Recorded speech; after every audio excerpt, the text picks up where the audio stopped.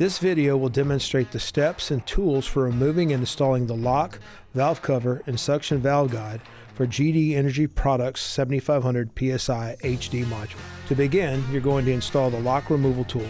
Slide the pin through the lock and tool until it protrudes out the opposite side. Place the safety pin inside the hole to secure it. Next, use your sledgehammer to strike the wing of the tool until it loosens. Remove the safety pin and the tool, set them out of the way to prevent a tripping hazard. Now, as you work the lock out, try wiggling it, testing for any unusual slack in the fit. If it feels unusually loose, report it to your rig manager. It may indicate that the threads are spreading and the lock and/or ring needs replacement. Take extra caution when removing the lock, as it weighs approximately 70 pounds. With the lock removed, you now have access to the 1-inch eye bolt and the suction valve cover, also known as the plug. The first removal tool option is our slide hammer. The slide hammer has a 1-inch metal adapter on the end. The rod extends out for insertion into the valve cover bolt hole. You want to make sure that you screw the 1-inch male adapter all the way in. Avoid the pinch points between the tool and ring. Then pull back to remove the plug. This may be repeated several times to achieve removal. With this tool, you're going to utilize an impact wrench with a 3/4 inch drive and a 1 3/4 inch socket to remove the valve cover. Place it on the removal tool and reverse to remove the valve cover. Once the valve cover is removed, inspect the bore seal gasket for fraying, cuts, or cracks.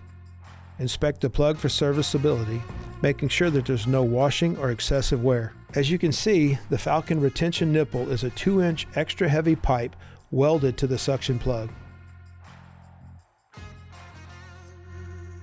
While the module is open, perform an internal inspection. Proceed to remove the Falcon retainer by reaching in, applying light pressure on the Falcon retainer, and rotating either left or right. Once the Falcon retainer is removed from the module, inspect the blades of the retainer for wear or damage. Place your finger inside the urethane bushing. If it comes out easily, it should be replaced. It's meant to be a tight fit. Inspect the bushings for egging or heavy wear on the inside. If either is found, replace it. Next, reach in and pull out the spring to inspect it. Check it for breaks or flat spots. Test the spring by squeezing it. If you can squeeze it easily with little or weak resistance, you need to replace it. Now you're going to reach in and pull out the full open valve. Once the valve is removed, you want to check for serviceability, making sure the urethane is intact and there is no excessive wear, gouging, or cracks. You also want to check the bottom legs for cracks or broken legs. Once all the expendables are removed, reach in and feel around inside the bores of the module. You're looking for any kind of excessive wear or burrs. If you find any burrs, you need to get those removed prior to going back in with your expendables. Also, inspect the Falcon groove during your internal inspection. Again, if you find any debris, clean it out. If you find any nicks or burrs, go ahead and repair them. Once everything is out, you can utilize a flashlight to get a better look on the inside of the bore. Check for any kind of deformities, washes, burrs, or unusual wear. Now you're ready to start reinstalling the components, first going back in with the valve. As you reach in, tilt the legs to place the valve inside the valve seat, and then set the spring on top of the valve stem. Now the Falcon retainer. Place it over the spring, apply slight pressure downward, turning either left or right until it is set into the groove in the module.